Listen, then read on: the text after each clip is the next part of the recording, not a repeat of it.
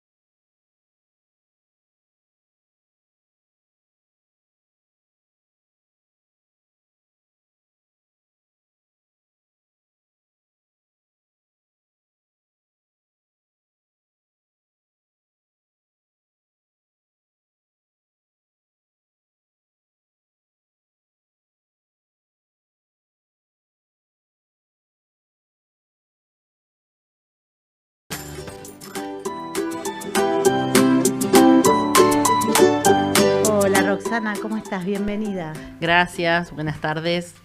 Gracias por invitarnos. Bueno, como dijimos, sos arqueóloga. Contanos un poquito de tu trayectoria.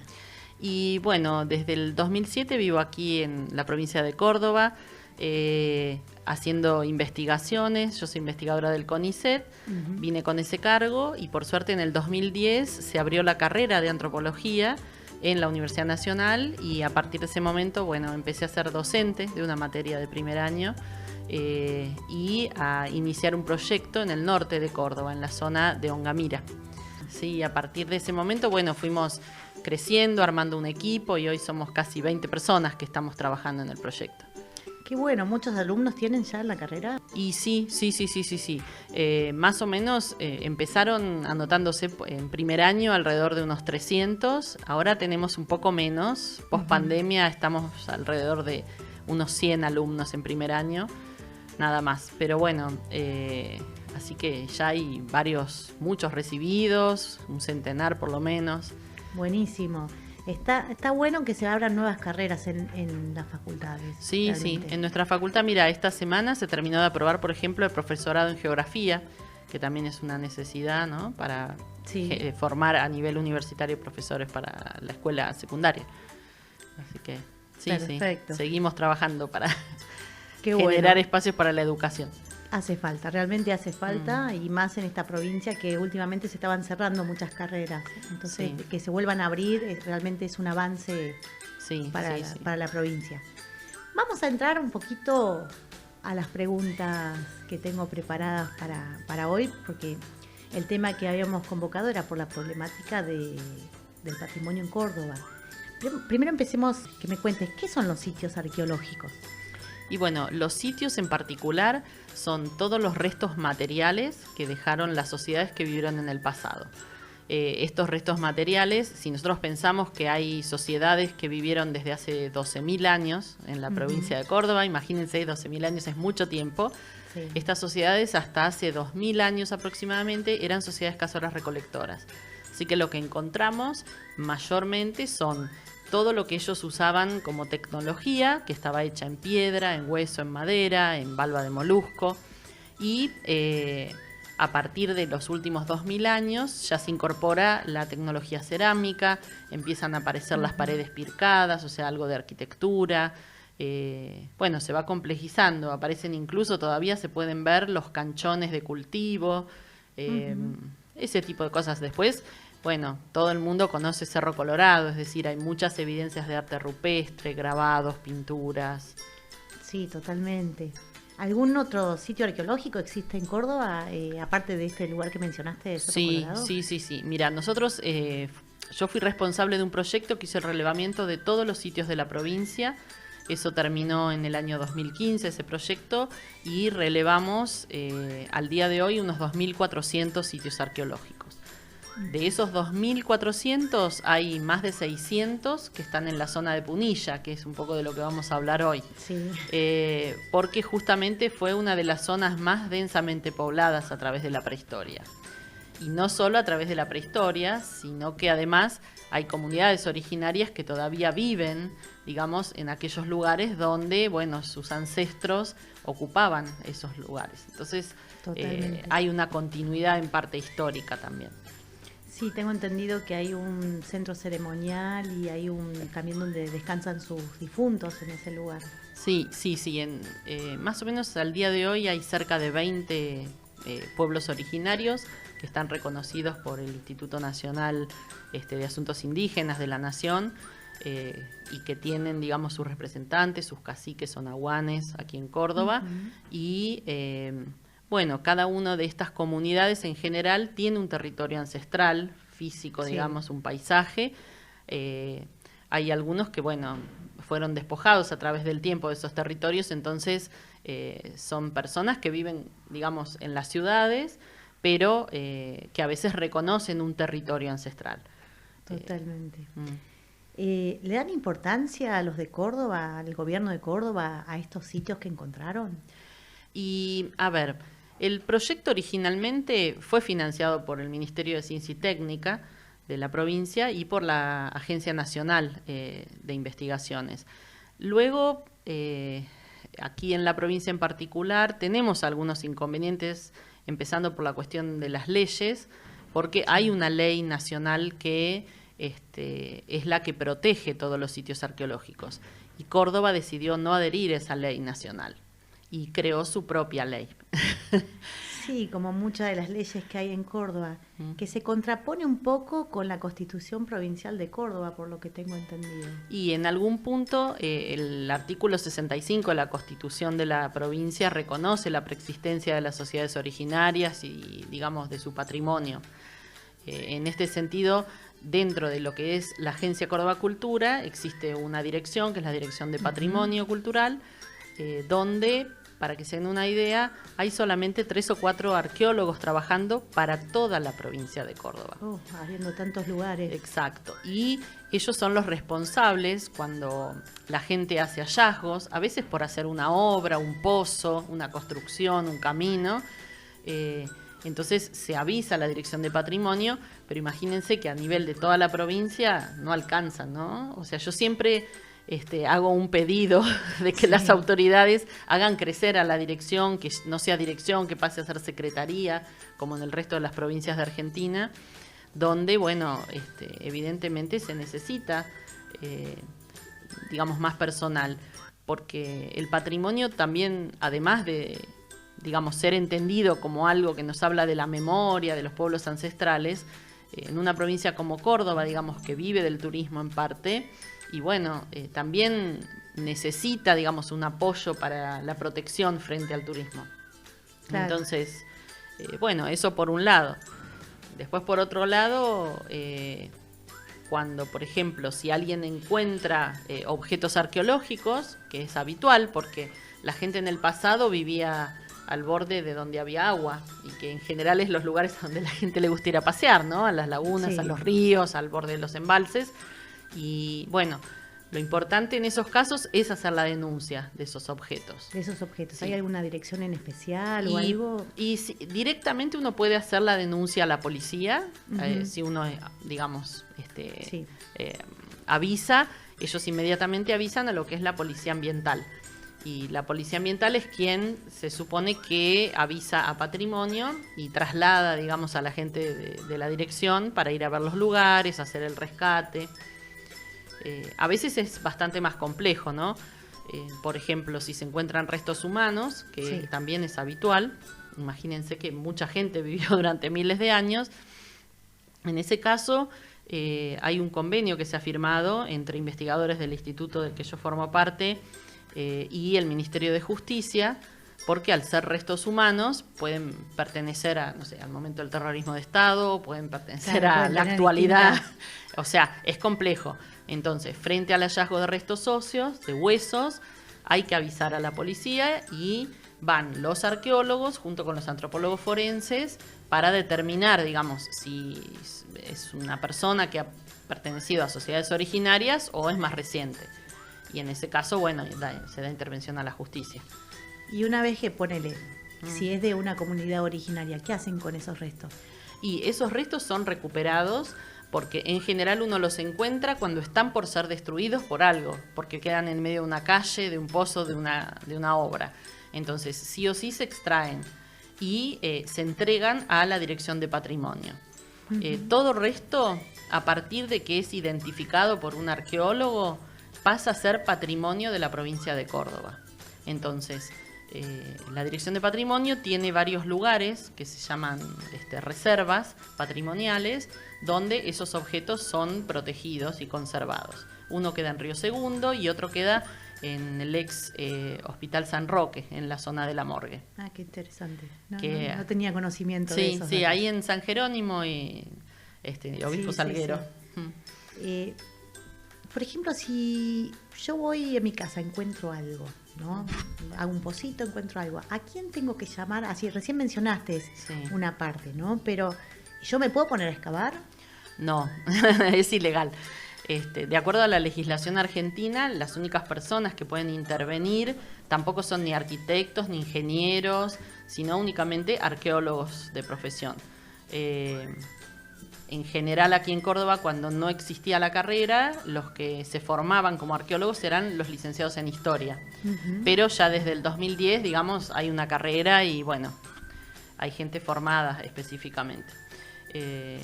Si uno encuentra un objeto y se lo guarda en la casa, puede estar sujeto a un allanamiento, porque la ley lo que estipula, digamos, aunque uno no la conozca, es que los objetos pertenecen a la provincia. Todo lo que está en el subsuelo de la provincia de Córdoba pertenece al Estado provincial. Entonces tiene que ser entregado. Tampoco puede ser donado a un museo. Antes, hasta la legislación anterior, hace unos años, por ejemplo, si la gente encontraba cosas, venía al museo donde yo trabajo, al Museo de Antropología de la universidad, y donaba lo que encontraba. Pero a partir del cambio legislativo ya eso es ilegal. Ni siquiera nuestro museo puede recibir las colecciones. O sea que hacen un inventario, siguen todo un procedimiento, todo para poder catalogarlo y después ven qué hacen con esos elementos. Muchas de esas cosas se usan en exhibiciones de museos a nivel provincial, por ejemplo. Y también hoy en día hay unas discusiones importantes porque hace unos años se constituyó el Consejo de Pueblos Originarios de la provincia de Córdoba. Y bueno, en este momento, hacia el interior del Consejo, de acuerdo a la ley, los pueblos originarios deben ser consultados sobre qué se va a hacer con su patrimonio, digamos, ¿no? Todo lo que pertenece a su cultura. Entonces, bueno, está cobrando protagonismo el Consejo en empezar a tratar de ser consultado frente a cualquier situación. Claro. Y si alguien tiene algo porque heredó, ponele, de su familia, porque se lo pasaron de generación. Sí, es bastante común, ¿no? Y sobre todo la gente que le gusta andar haciendo trekking, caminando, encuentran, ¿no? Y que tiene buen ojo, encuentran objetos. Y bueno, lamentablemente deben entregarlos, ya no se pueden conservar. No, si la policía encuentra esas cosas en la casa de las personas, lo retira. Y bueno, y se abre una causa judicial. No importa si es una punta de flecha o 100 puntas de flecha. Yo conozco gente de las comunidades originales que dicen que tienen patrimonio, obviamente, heredado, y eso es lo que le da la identidad a ellos, porque con eso demuestran su genealogía. Entonces, en ese caso, ellos sí se lo pueden quedar. Sí. Los miembros de las comunidades originarias están reconocidos, ¿no?, por un ente a nivel nacional. Ellos deben hacer todo, digamos, una serie de trámites por los cuales se hace una especie de listado, ¿no?, de quiénes son las personas, los apellidos, bueno, todos los datos. Sí, se sabe, exacto, todas las genealogías para demostrar esas relaciones. Entonces, bueno, por supuesto, sí, son los dueños de su patrimonio. Claro. A ver, y si encuentro a alguien que comercializa algún producto así arqueológico que haya encontrado, eso se denuncia. Sí, eso es recontra ilegal. Ok. Hay que ser cuidadoso porque, por ejemplo, hay personas que conocen las técnicas de fabricación, ya sea de vasijas o de puntas de flecha, que se usaban en el pasado, y hacen réplicas y venden, sobre todo en las ferias artesanales, venden réplicas. Claro. Los arqueólogos en realidad nos podemos dar rápidamente cuenta si es una réplica o si es original. Entonces, pero bueno, si uno tiene sospechas de que se está cometiendo un ilícito, debe avisar a la provincia. Y bueno, en general van algunos de los arqueólogos o arqueólogas, visita el lugar y bueno, también se dan cuenta si las cosas son, nosotros llamamos huaqueadas. A las personas que roban, digamos, se les llama huaqueros. A las personas que sustraen, a los ladrones, digamos.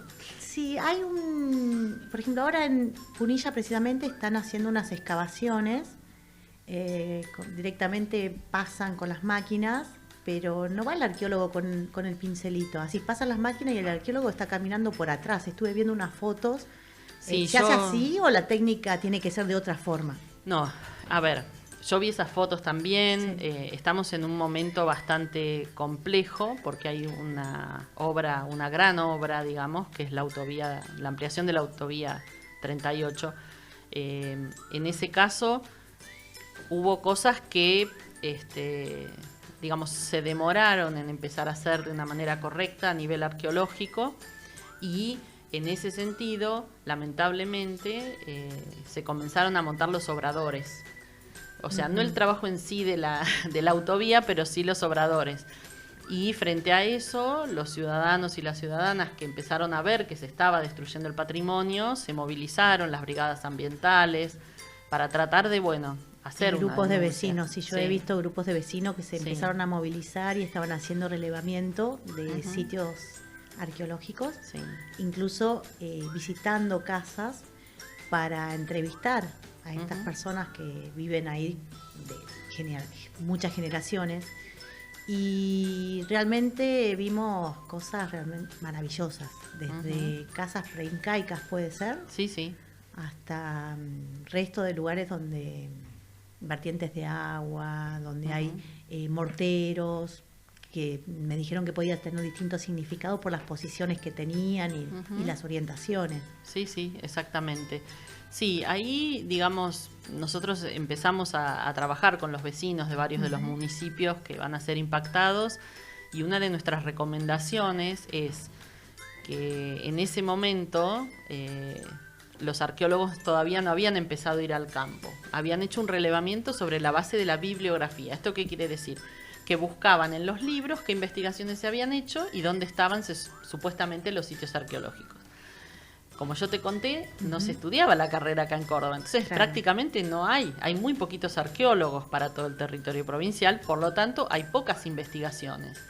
Entonces ese trabajo bibliográfico obviamente no iba a dar cuenta de la realidad, ¿no? De la cantidad de sitios que hay en Punilla. Entonces, en las charlas yo les sugería a los vecinos y vecinas que comenzaran a hacer un inventario, es decir, que ellos que están en territorio hicieran parte del relevamiento, y que nosotros, y parte de los arqueólogos y arqueólogas de mi equipo, los íbamos a acompañar para certificar, digamos, los lugares que eran efectivamente arqueológicos. En paralelo, y por suerte, digamos, dentro del proyecto de la autovía, se contrató un nuevo equipo de arqueólogos, donde se contrataron a 9 arqueólogos y a una arqueóloga para que los coordine, y empezaron a hacer el trabajo de campo. Bueno, pero ese, como entenderás, llegó un poco tarde, pero por eso están esas fotos de los arqueólogos y las máquinas. En ese caso en particular, yo me puse a averiguar a ver qué estaba pasando ahí, y lo que me explicaron de la Dirección de Patrimonio de la provincia es que se había hecho un desbrozamiento de la vegetación, digamos, baja, de los arbustos, porque obviamente si está lleno de pasto, los arqueólogos no podemos ver si hay o no materiales en superficie. Entonces sí o sí hay que remover la vegetación. Esa vegetación supuestamente se removió a mano, y después los arqueólogos empezaron ya a caminar, pero con las máquinas ya, a medida que el arqueólogo iba diciendo acá no hay nada, liberaba y iba pasando la topadora para alisar. Es como un poco bravo, digamos, porque fue muy justo en los tiempos. Sí. Y lamentablemente sí, hay lugares, al menos hay 70 sitios arqueológicos que quedarían debajo de la traza de la autovía. Entonces, ¿no piensan cambiar la traza? Porque hay posibilidades de mandarlo por otros sitios, se han presentado otros proyectos, pero no creo que hayan escuchado. Me parece que están un poquito inamovibles. Y más siendo más siendo que habiendo tanto patrimonio en un lugar determinado, con tanto para investigar, porque creo que es uno de los hallazgos más grandes de Sudamérica en estos últimos tiempos, más que nada. Y mira, en principio pasan dos cosas. Por un lado,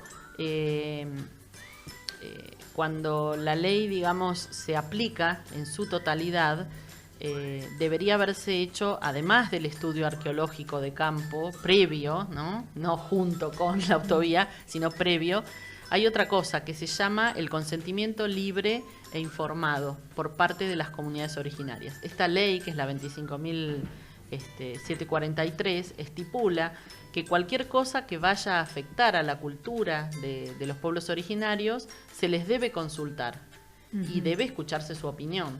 Bueno, esto no sucedió en el caso de la autovía, y en ese sentido sí todavía estamos esperando. Sí se estableció una mesa de diálogo en la cual el Consejo de Pueblos Originarios me solicitó yo sea su asesora como arqueóloga frente a Camino de las Sierras, digamos, frente a la empresa que está llevando adelante la obra.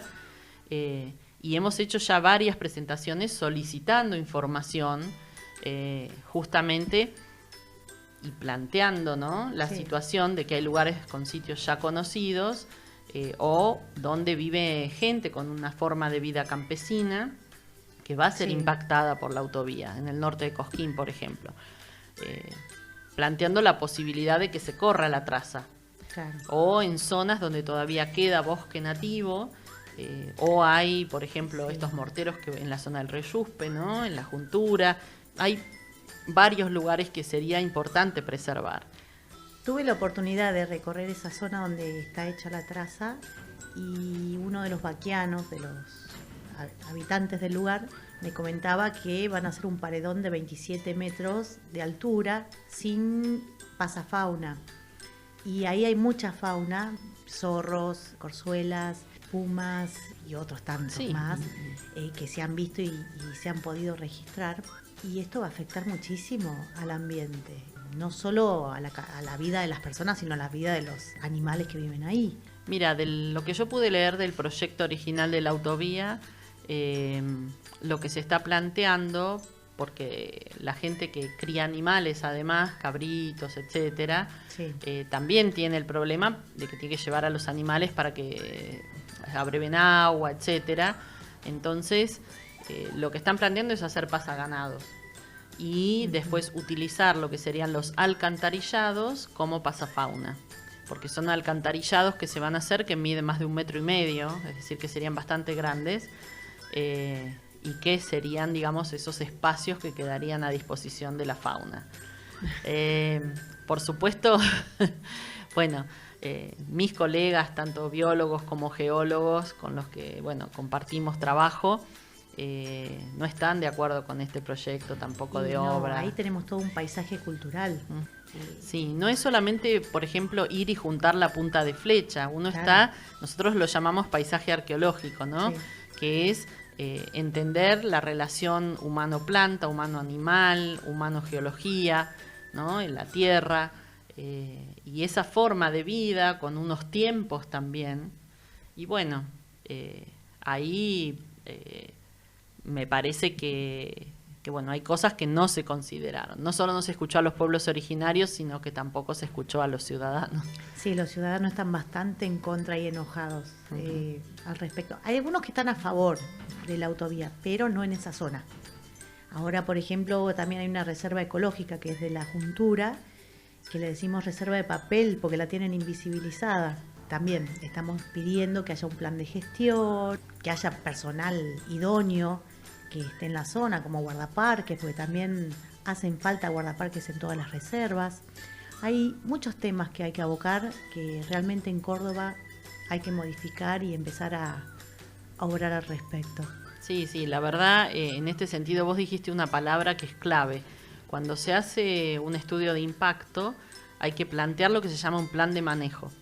Y para los bienes arqueológicos, ese plan de manejo todavía nosotros no hemos tenido acceso y tampoco ha sido entregado al Consejo de Pueblos Originarios, por lo que no sabemos si existe. No lo tienen hecho, por lo que sé. No, yo, digamos, sé que el grupo anterior de arqueólogos no lo había planteado, pero bueno, el grupo nuevo creo que estaba en eso, estaba armando eso, pero los tiempos son muy tiranos porque la obra no se detiene. Claro, entonces, ¿hay alguna ese es el problema. institución internacional que esté ayudando o colaborando para poder frenar esto? No, hasta donde yo sé, digamos, sí hay distintos grupos de abogados y abogadas que están ayudando a las comunidades que se van a ver impactadas por las expropiaciones. O bueno, nosotros hemos, digamos, recibido información y hemos pasado información acerca, la misma información que ya le entregamos antes a la Dirección de Patrimonio, por supuesto, y al Ministerio de Ciencia y Técnica, pero bueno, también a ellos para que estén al tanto de los relevamientos. Es complejo, es complejo. Porque, a ver, si a mí me preguntan, no está mal que se mejoren las vías de circulación, pero, como vos decís, no sé si necesariamente no deberían haberse tomado los tiempos suficientes para hacer una evaluación en terreno y las modificaciones necesarias para no afectar la vida de las un personas. buen estudio de impacto ambiental Sí. sería. Sí. Tengo otra pregunta. En Molinari, si mal no recuerdo, leí en abril que han encontrado restos de personas de comunidades originarias. Sí, el resto es de una persona. Sí. Hasta ahora 2, por lo que sé. Ah, mira, no sabía de uno. ¿Tendrá algo que ver con los cuerpos que encontraron en Cerro Colorado? No, ¿O es algo no. aislado? En realidad, a ver, son los mismos arqueólogos y Ajá. arqueólogas que están trabajando en Cerro Colorado y en Molinari, porque es ese mismo grupo el que hizo el estudio de impacto anterior. Y sé que cuando se recuperaron los cuerpos hubo representantes de las comunidades originarias, que los restos fueron recuperados. Dada el paso a veces de miles de años, no se suelen conservar todos los restos, ¿no? Claro. Al estar enterrados, quizás muchos, por miles de causas, que nosotros llamamos tafonómicas, es decir, son los procesos de enterramiento, a veces no se encuentran todos los huesos, pero no hay una, digamos, no hay una relación. En los restos humanos que se encontraron en Cerro Colorado hay restos completos e incompletos, pero no es que solo faltan las cabezas, sino que bueno, en algunos casos no se conservaron. Y de estos de Molinari, la verdad que no sé qué huesos fueron recuperados. Claro, sé que eran cráneos. Es lo más llamativo porque, digamos, para gente que no ha estudiado, que no son antropólogos forenses, si encuentran, ven un huesito, pero ese huesito puede ser del asado de hace 2 minutos, o de un animal que murió en el campo, o restos humanos. Y logran identificar que no son de un animal cuando hay restos de cráneos, porque es muy llamativo. Claro. Son distintos, los reconocemos. Algo que reconozco ahí en esa zona, que es especialmente en la Reserva de la Juntura, hay morteros que están en ambos lados del río y en el centro del río. Así es como que forman una hilera, todos apuntan hacia el este. Y si uno va a nadar con snorkel, puede ver incrustaciones de huesos en las piedras. Uh-huh. Que eso tampoco se han investigado. O sea que estaría bueno que vayan Sí, a yo ver. sé que además de los restos arqueológicos, hay restos paleontológicos. Ujú. Y tenemos de 2 tipos. Tenemos unos que son muy, muy, muy, muy antiguos, de cientos de millones de años. Y, por ejemplo, esas rocas tienen incluso fósiles de un antiguo mar, ¿no? Ah, mirá vos. Son muy, muy, pero imagínense cuando no existía la cordillera de los Andes, cuando la zona de Brasil era la zona alta de lo que era el continente sudamericano. Es decir, era muy distinto. Un museo al aire libre. Exacto, tenemos. es un museo al aire libre. Y después hay otros sedimentos que sí, digamos, tienen restos fósiles de los últimos 10 o 20 mil años, donde ya se vienen recuperando, por ejemplo, restos de gliptodontes u otros mamíferos extinguidos. Los gliptodontes son como una especie de mulita, pero del tamaño de un Fiat 600, para que se den una idea. Son como mega Grandes. mamíferos, son grandes. Mirá vos. Y ellos, bueno, convivían con los seres humanos aquí en Córdoba y en todo el resto de Sudamérica, y se extinguieron alrededor de hace 10.000 años. Pueden verlos en el Museo de Ciencias Naturales, el que queda ahí en la diagonal Poeta Lugones. Hay varias reconstrucciones ambientales de cómo habría sido Córdoba hace 10.000 años, y están todos los animales que vivían con las personas en ese momento. ¿Qué recomendarías a la gente, así como Ujú. a grandes rasgos, para defender esto o cómo actuar? Y mira, Para que- una cosa importante es visibilizar, no quedarse callado, avisar, sacar fotos, publicar en las redes, por ejemplo, además de informar a las autoridades si hay hallazgos, ¿no? Pero emitir el juicio y opinión. ¿Poniendo o no el lugar donde sacó la foto? No, a ver, lo ideal es no, ¿por qué? Porque como vos dijiste, no hay guardaparques, no tenemos gente que cuide ese patrimonio. Entonces, ¿por qué el registro arqueológico, por qué los sitios ancestrales están tan invisibilizados? Y bueno, porque incluso nosotros los investigadores los invisibilizamos para protegerlos, porque es la única manera de que no los destruyan. Lo que pasa que cuando viene una obra que los va a destruir, no nos queda otra que empezarlos a mostrar. Pero es un gran riesgo, porque Yo no sé si todo el mundo sabe, pero después del comercio de armas, de drogas y de la trata de personas, lo que está en cuarto lugar es la compra y venta de materiales arqueológicos, de bienes patrimoniales. Es un grave problema, o sea que hay un negocio, digamos, de compra y venta de objetos. Aquí en un Córdoba, tráfico de elementos arqueológicos. Sí. De hecho, la gente de la Dirección de Patrimonio, uno de sus arqueólogos, Alfonso Uribe y otros, yo cuando estuve como directora del Museo de Antropología, se creó la Comisión de Lucha en contra del Tráfico de Bienes Culturales, donde además, por ejemplo, se forma a la policía o gendarmería para el reconocimiento de los objetos, para que, bueno, en las aduanas, la gente se lleva las cosas en los bolsos, en cualquier lado. Entonces, bueno, para que puedan estar preparados para evitar ese tipo de comercio ilegal. Claro, para que no se vaya el patrimonio Exacto. del país. Hay un despojo grande, sí. Sí. Realmente es muy interesante y muy importante esto que estamos charlando. Capaz la gente lo desconocía, pero tenemos realmente un museo al aire libre, que todos pueden ver al alcance de la mano, simplemente recorriendo el río al costado, caminando y prestando atención. Y poder visibilizar y tratar de sacar conclusiones de cómo vivía la gente en el pasado, viendo estos objetos. Si destruyen todo esto, realmente sería una pena, porque destruimos historia y destruimos patrimonio de personas, obviamente. Identidad, memoria, el empezar a aceptarnos como una sociedad pluricultural, digamos, ¿no? Entender que, bueno, pasaron muchos más años de historia de la gente que vivió en estos territorios antes de que llegara la gente de los barcos, claro. Por ejemplo. Los originarios, como se dice. O mal dicho, indios, quizás. Uh-huh.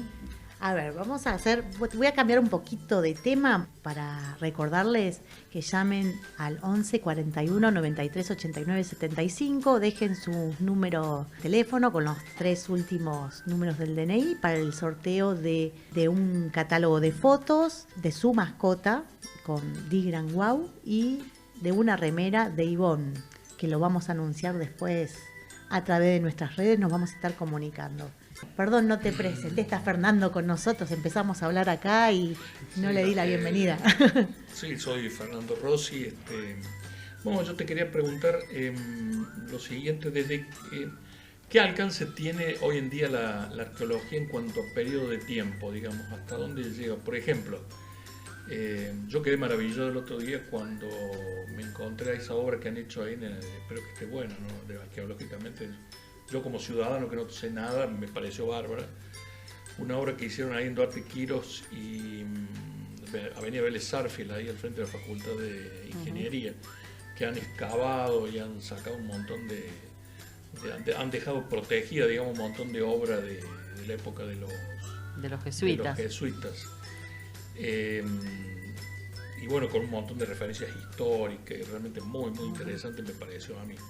¿Eso implica, eso sería arqueológico, ese periodo se considera arqueología? Sí. Nosotros, además de trabajar, por ejemplo, mi tema de investigación está en el Valle de Ongamira y yo estoy estudiando gente que vivió ahí hace 7.000 años, pero además nosotros y otros arqueólogos y arqueólogas hacemos lo que se llama arqueología histórica. Entonces, por ejemplo, cuando se hizo el nuevo Banco de Córdoba, ahí frente a la Plaza San Martín, nosotros también excavamos ahí todo. Y incluso en ese momento salió una nota que decía la Córdoba que está debajo de Córdoba, porque bueno, justamente toda la ciudad tiene debajo otra ciudad que existió se fue tapando y en determinados momentos sí se decidió nivelar la ciudad. Entonces hay un relleno de un sedimento negro que está, digamos, como nivelando la ciudad, todo lo que sería parte del casco histórico. Debajo de eso vos tenés... la ciudad antes estaba mucho más abajo de lo que está ahora. Sí, varios metros. ¿Pero varios metros? Sí, varios metros. Incluso hasta casi, te digo, en algunos lugares del Bancor, hasta 3, 4 metros había materiales. ¿Y cómo hacían con el río? Digamos, ¿no había inundación? Sí, había inundaciones todo el tiempo. Hasta que, digamos, existen las obras hidráulicas actuales, la ciudad todo el tiempo sufría inundaciones, sobre todo en la zona, digamos, que ahora es la Cañada, ¿no? Pero bueno, gran parte de eso fue destruido, digamos, todo esto, perdón, de lo que yo recuerdo, en el momento en el cual, digamos, al no existir legislación, no había la necesidad de que antes de hacer una obra se hiciera un estudio arqueológico.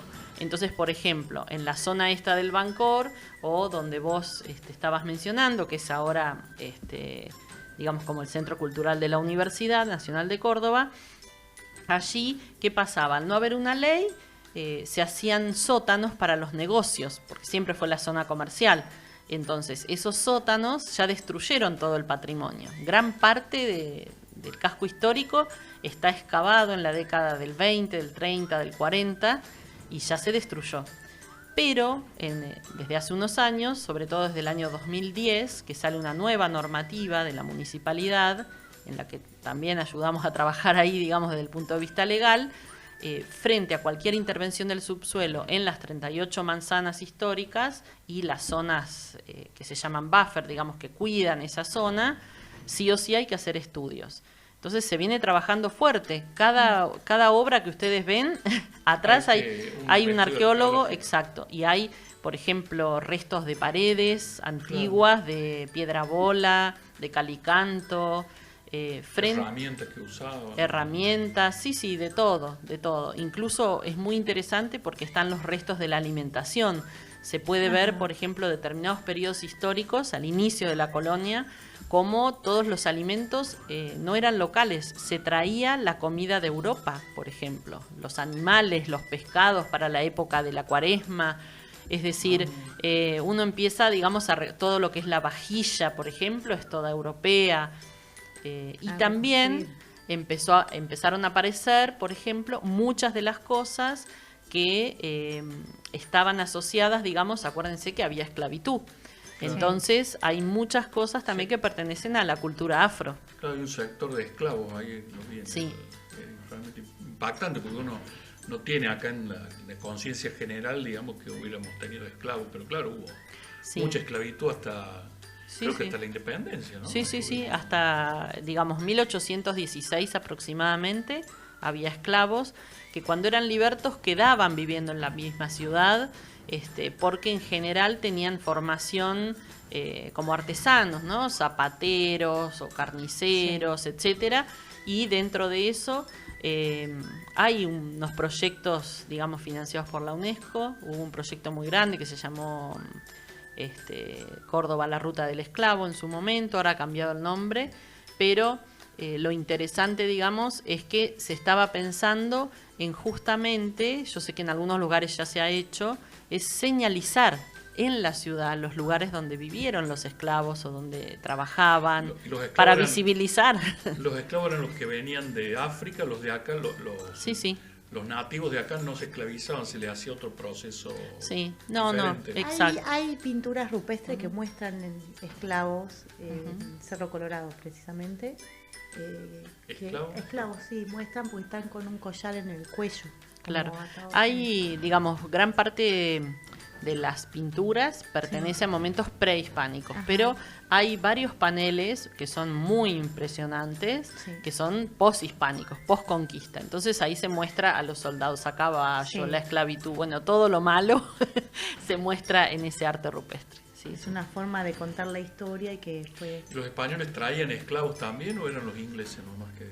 La verdad que yo no soy una especialista en ese tema, no, si te digo te miento, pero desde el principio hubo esclavos, eso sí. Y, digamos, trabajaban para los españoles, por ejemplo, dentro de lo que es el patrimonio de la humanidad, que son las estancias jesuíticas, por ejemplo, todas tenían una zona donde vivían los esclavos. O sea, en todas las estancias había esclavos y eran españoles. O sea que, haciendo una interpretación rápida ahora. Pero bueno, hay todo un equipo muy grande de investigadores en la universidad y sobre todo en los museos, ¿no? En el Museo de la Estancia Jesuítica de Altagracia, en el de Jesús María. Y ahora sé que esta semana empezaban las obras en la Estancia San Ignacio, porque en Santa Rosa de Calamuchita van a hacer las excavaciones para toda la obra de cloacas. Y acaban de contratar un equipo de arqueólogos que van a empezar a excavar y una de las zonas por donde pasan las cloacas es la estancia. Entonces van a empezar, nunca se excavó hasta ahora, así que muy interesante a recuperar información. Estaría muy bueno que cuando encuentren cosas que realmente el gobierno empiece a orar bien como corresponde y modificar los planes que tienen, valorando esta historia, porque realmente es para el turismo también sirve para muchas cosas, no solo para preservar lo antiguo. Te agradezco, Roxana, por haber venido. La verdad, ahora si nos da un tiempito, vamos a charlar un ratitito más, pero quiero poner una canción para que todos reflexionemos, que se llama Inti Illimani, que dice: el pueblo unido jamás será vencido.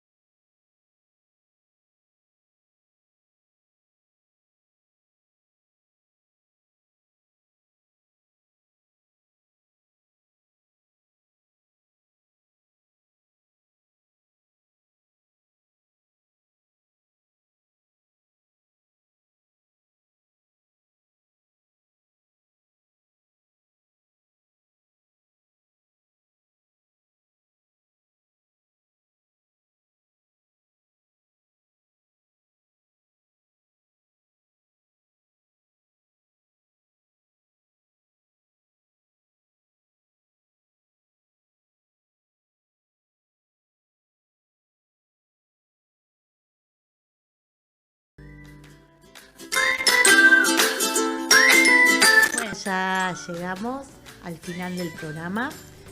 quiero agradecerte, Roxana, por haber venido, por habernos estado hablando de esto realmente tan interesante y para todas las personas. Bueno, muchísimas gracias, Fernando, para vos también por haberme invitado y bueno, esperemos que estos pequeños avisos así de visibilización, digamos, de esta problemática, bueno, ayuden a que vayamos tomando conciencia como ciudadanos y ciudadanas. Tal cual, y poder ayudar a la colaboración de los arqueólogos del ambiente en su trabajo y que sean reconocidos también estos trabajos que realmente son maravillosos. Y también el patrimonio de Córdoba, que es de todos. Bueno, para despedirme voy a decir que ganaron 2 personas, me voy a estar comunicando. Uno es Leonardo y el otro es Juan. Nos vamos. Sería el nombre, el título, digamos. Sí. Arqueóloga. Roxana, la verdad que un gusto, muy interesante y bueno, y vale la pena que sigamos con explorando toda esta temática y ya nos tenemos que ir porque ya nos hace enseña que... Bueno, nos vemos el viernes que viene con otro invitado especial que vamos a tener, que es Mario de Valís.